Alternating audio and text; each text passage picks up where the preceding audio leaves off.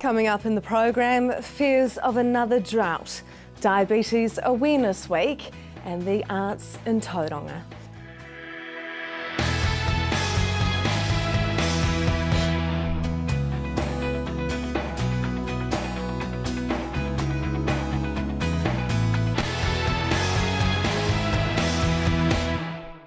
Kia ora, welcome to Central News for Monday the 10th of November. I'm Hilary Entwistle. Summer is just around the corner, but the smell of sunshine is bringing worry to some parts of the country. Stewie, there's been a bit of a whisper about town about a possible drought this summer for farmers and the area. Do you think any of these predictions hold any truth? All our mainstream Met forecasters are singing with the same song sheet that we will be getting a dry summer. You have to remember, out of the last 6 years, we've had 4 droughts, so we must plan for a dry summer for primary production.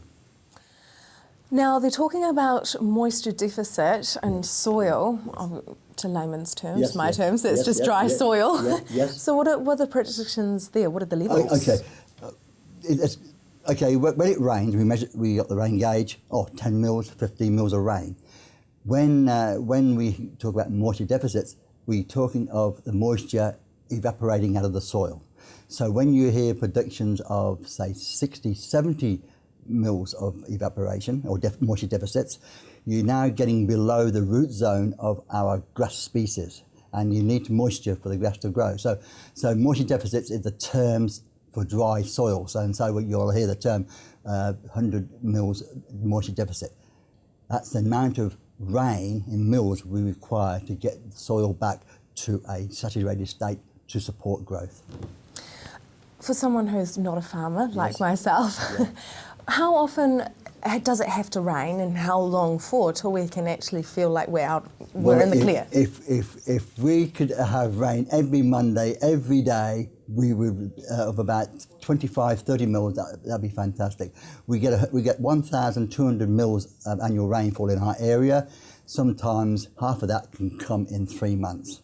So we would like rain every week, but obviously spring and autumn are the most wet months, and we have to plan. And we on farm, of course, when the grass grows, we slow the rotation down and try and build up a bank of feed to go into known dry periods. But in the recent years, we've had extended dry periods, and that's when you've got the word drought. As farmers, especially dairy farmers, is there something that they can be doing now to prepare? Well, certainly, we're getting towards the closing date, say, for saying summer crops like turnips. They mature 60 to 90 days after planting. So if you still want to plant turnips right now, and you plant by the 10th of November, and you get a good germination, you could be starting to eat them, say, the middle of January, which should take you well into the end of February if you're growing the amount of turnips you require for your size of herd. So that's what you can do now. A bit later to sow chicory. That's a new boy in the block as far as a summer crop goes. Chicory is good because it's got a big long tap root, and it can go past the moisture deficit levels and bring moisture. And it's a pasture herb, but it's become very popular. So, but that's a bit late to do that now. That's also obviously the traditional silage and hay you can make on farm. So the cows actually eat turnips and chicory? Yes, they do. They do very well on it. Turnips are very nice, very nutritious, and you can grow a lot of dry matter for a given area. Okay, it takes a while to grow it, but once you get into a dry period, it is a very, very good product of feed to give cows. Might sound like a bit of a silly question, not being a farmer. Does it change the taste of the milk? Yes, it's called tainting. Yes, it does. So when we eat turnips, we've got to eat turnips 6 hours minimum before we milk. It does go through. It does go through the cow. If you eat a raw turnip and you milk, you can smell the taint, and that goes into the body. But it also dissipates out of the body very quickly. So turnips have to be fed 6 hours before the next milking. And what about chicory? No problem at all. No problem at all. The only thing with chicory is that you need a more intense management, or you actually wreck the plant. Yeah. Well, there we go. You learn something every day, eh? Now, what about financially? What can dairy farmers be doing? Okay, well, first of all, cash flows. We are going into a known low advance payout from November onwards if you're a Fonterra shareholder and whatever. And so you don't want to spend more than you earn. And of course, we still don't know where we're going to be in May, June, July next year. We had a latest global dairy trade go up 1.6%, so we're still looking possibly $5.40, $5.50 total compared to $8.40 last year. And we have cash flow implications of last year in New Zealand. We pay this thing called tax, and okay, so a lot of farmers have got first, second, and third provisional taxes of a reasonable amount plus a terminal tax. And so they come into the cash flows that not normally been there. So what farmers can do now financially is plan cash flows and don't buy inputs more than you're going to earn. And then you're talking of buying in meal and over ordering maize silage. And what about for beef and sheep farmers? Same kind beef of and sheep, they too have a hard time in droughts, but they have a different management system, lower stocking rate in majority of terms with beef farmers. By the time this dry summer comes, normally the calves are weaned off the beef animals. A dairy cow still needs about 12-15 kilograms of dry matter through a drought to produce milk. You got to feed that amount of feed, because of animal welfare issues. If you don't feed enough, they'll go thin, and you know that a lot of farmers are getting knocked on the door saying, you've got thin cows. And so we've got to be careful of that. With beef animals, they need about 5-6 kilograms of dry matter a day, and it doesn't have to be flash food, and they can actually survive on an oily rag through a dry summer. As far as sheep goes, the lambs are off the mothers, and of course the ewes don't go to the ram until April time, so they too can actually go through with minimal maintenance feeding. So sheep and beef have got a different feeding regime for that time of year. If it costs that much more to feed a dairy cow than it does to feed a beef cow, and again, I'm not a rural person, why are there so many people going into dairy? Oh, it's the margins you make. The beef and sheep industry was recognised that it was going in the low trough in returns. Your beef prices were down, your wool prices were down, your lamb prices was down, and the dairying was just going up. And so you could make more profit off a land by milking dairy cows than sheep and beef. Right now, with the lower payout and the high beef schedule because of the world markets, and wool has risen $1 a kilogram in price.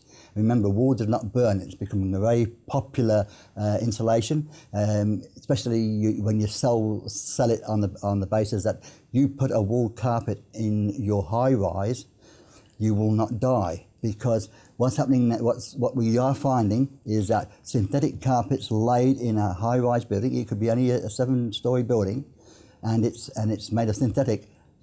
The toxic fumes to go up and kill people upstairs. Wool does not burn, and there's now a demand to go back for New Zealand wool into carpets purely from a building safety aspect. So the returns for sheep and beef are looking pretty good, and in some cases better than some of the farms that are converted from sheep and beef right now in the payout because of the debt servicing they got to do that conversion. Coming up next, sugar and type 1, 2 and 3.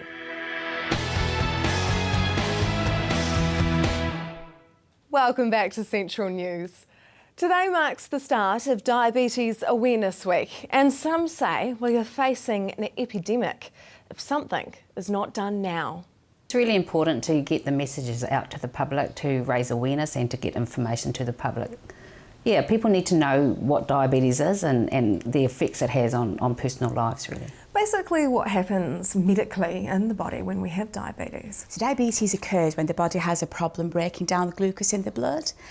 Sometimes because there is absolutely no insulin available, and sometimes because the cells become very resistant to the insulin that is on board. What then is insulin? So insulin is a hormone and it's produced by cells in the pancreas, little beta cells that produce insulin 24 hours a day, drip, drip, drip into the body. And basically that insulin acts as a key. So any glucose in the blood, in the presence of insulin, the insulin opens the cells, allows the glucose into the cells, and then the cells use that energy, that glucose for energy. What happens then if there is no insulin? So if there is no insulin, the bottom line is basically death. And that can happen in any kind of diabetes, mainly type 1, when there is no insulin on board at all. The person will just die. Insulin is absolutely essential for life. You can't manage without it. There are 3 different types of diabetes. What are those? There's actually several different types. The 3 main types are type 1 diabetes, type 2 diabetes and gestational diabetes. Type 1 diabetes occurs usually in children, adolescents and young adults, and that's an autoimmune disease where there is absolutely no insulin in the body at all. Hence, from day one, insulin's got to be given exogenously, i.e. by injection. Type 2 diabetes tends to occur in older people, although sadly we are seeing quite a lot of young people in New Zealand, 9, 10-year-olds getting type 2 diabetes. And type 2 diabetes is associated with weight gain, central obesity, lifestyle, lack of physical activity, and there is a genetic factor, so sometimes family history, where mums and dads have had diabetes and grandmas and granddads and aunties and uncles, then that follows down into, like inherited almost. The third type of diabetes is gestational diabetes, and that occurs in pregnancy. So when the mum is pregnant, often we get high blood glucose levels floating around the body, and that's usually picked up by a midwife or the antenatal clinics during pregnancy.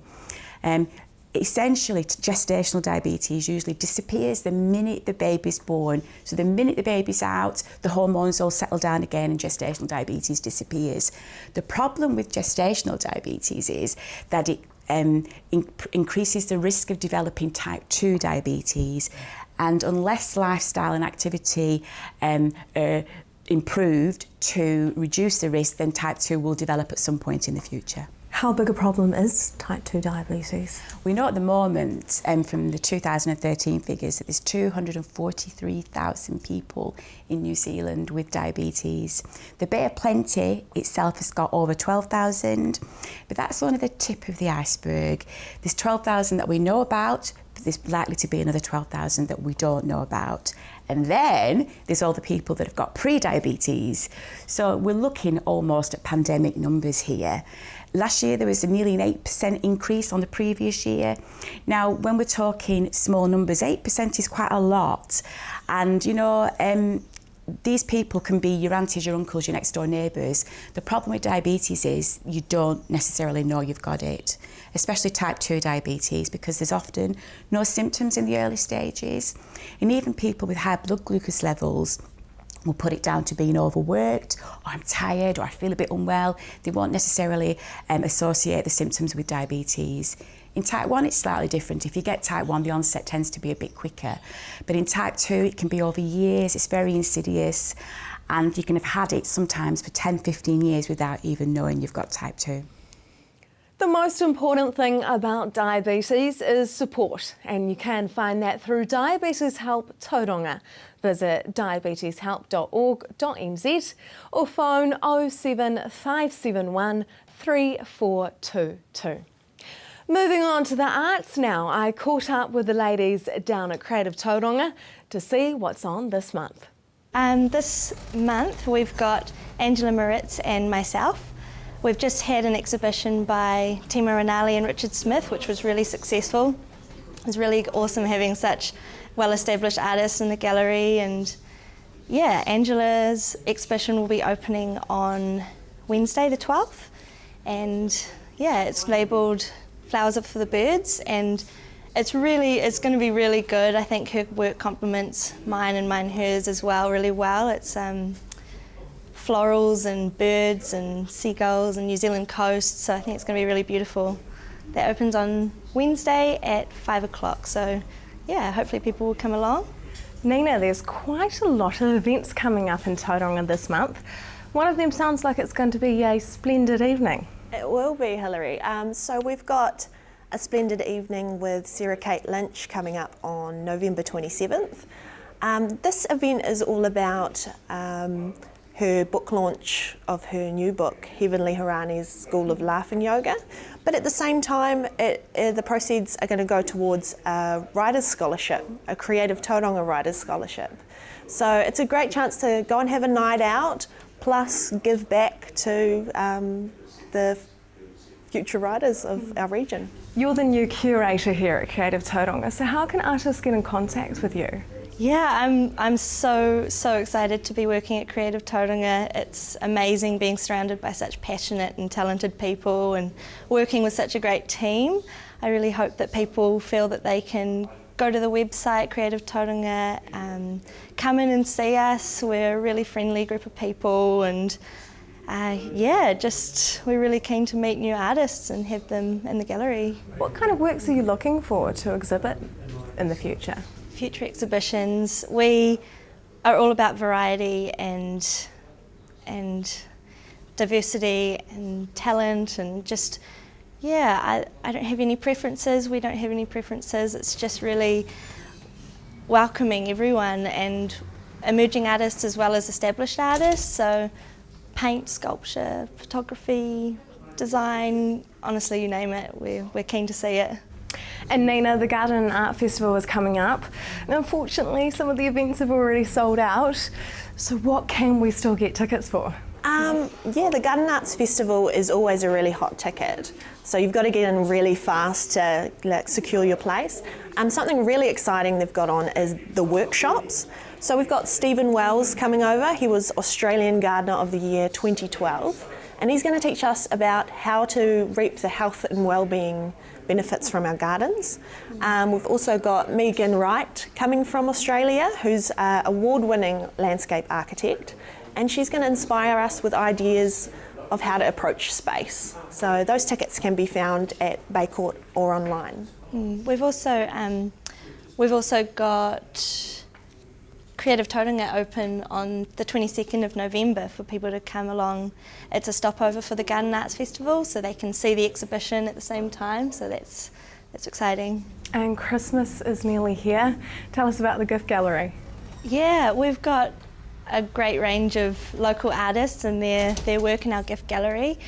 They would make amazing Christmas presents, so if people come in and check it out. You can visit creativetauranga.org.nz to download a copy of Creative Beat or find out about any of these events. Just ahead, things are heating up.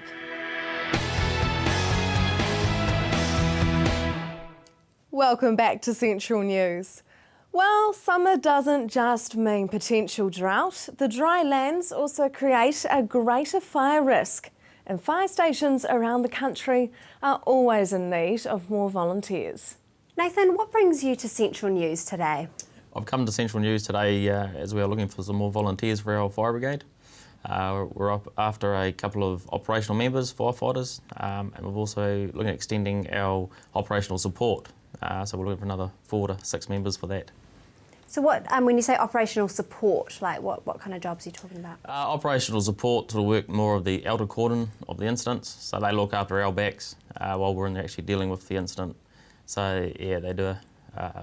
They just look after us basically. And why do you need more volunteers?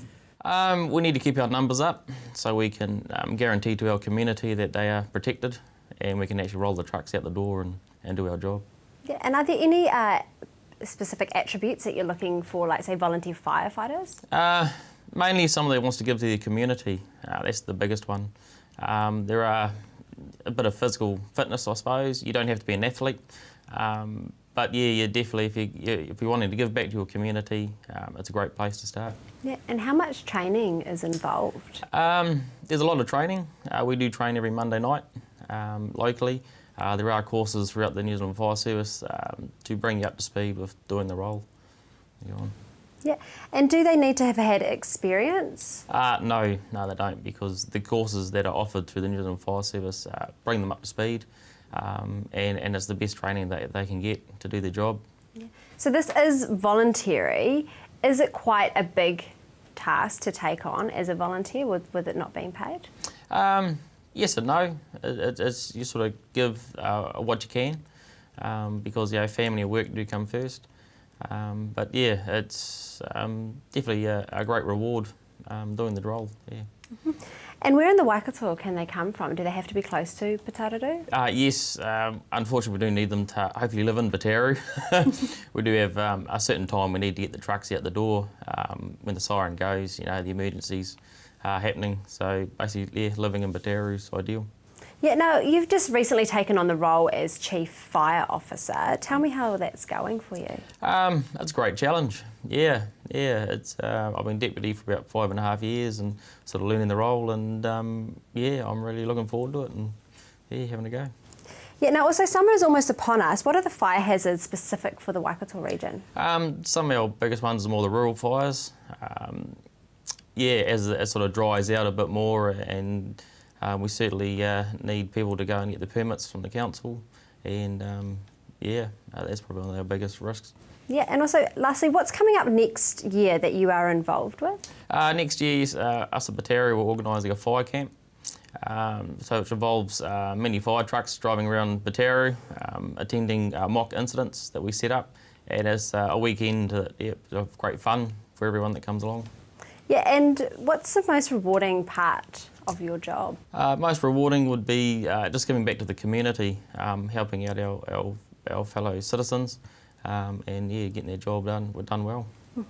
Now, for someone that does want to become a volunteer firefighter, how do they get in touch with you? Best thing is probably come down to the Putaruru Fire Station about 10 to 7 on a Monday night, and yeah, just come on in and yeah, ask me. Is that joining in with the training? Basically, they can come for a look first and see what we do, and see what's definitely for them. Yeah. Yeah, and whereabouts are you located? Overdale Street in Putaruru. Overdale Street in Putaruru. Excellent. Well, there we go. Hopefully you'll get some more Yes, volunteers come down. definitely, Yeah. Hopefully they're not too busy though this summer. Yes. Excellent. Thank you so much, Nathan. Not a problem. Thank you. Now for our weather for Tuesday.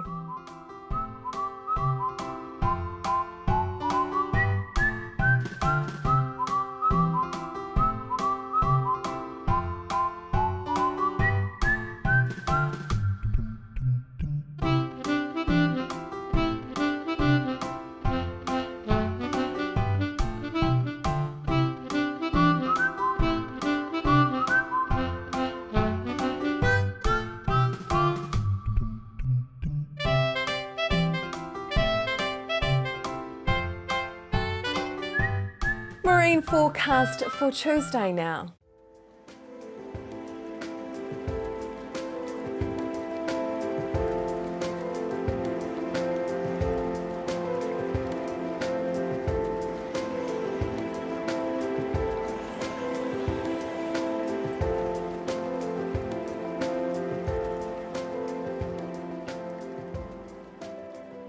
That is Central News for today. If you have something you would like to share with us, you can visit our Facebook page, centralnews.tv, or email us news@tvcentral.co.nz. Tomorrow night on Central News, an inspiring young woman with a goal of world #1, aroha in action, and domestic cats a huge problem on the beach. Until then, I'm Hilary Entwistle, and I hope you have a lovely evening.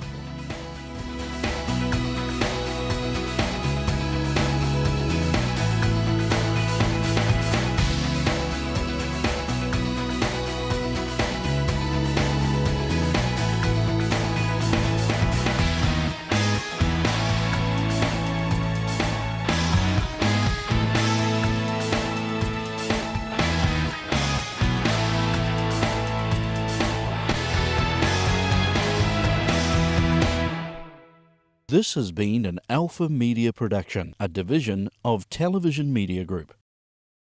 Supporting local content so you can see more of New Zealand on air.